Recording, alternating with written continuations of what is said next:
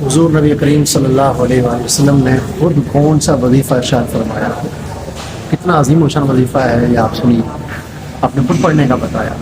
حضرت عبداللہ بن خبیب رضی اللہ تعالیٰ عنہ فرماتے ہیں کہ ایک بار ہلکی بارش ہوئی اور ہم نبی کریم صلی اللہ علیہ وسلم کا انتظار کر رہے تھے نماز کے لیے، تو پیارے آقا صلی اللہ علیہ وسلم تشریف لائے، نماز پڑھائی اور نماز کے بعد ارشاد فرمایا کہو۔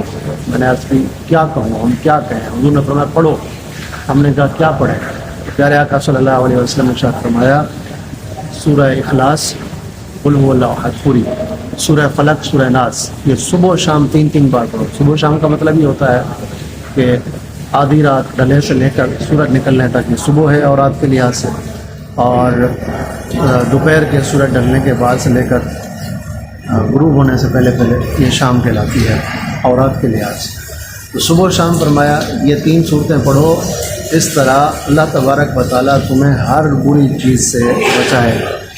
یہ پڑھی ہے، جنہیں آتی ہے، جنہیں نہیں آتی وہ یاد کریں، حضور کا وظیفہ ہے بتایا ہوا، انشاءاللہ بہت ساری برکتیں پائیں گے۔ ہمارے ساتھ رہیے تاکہ آپ کو آپ کی فائدے کی باتیں پہنچتی رہیں۔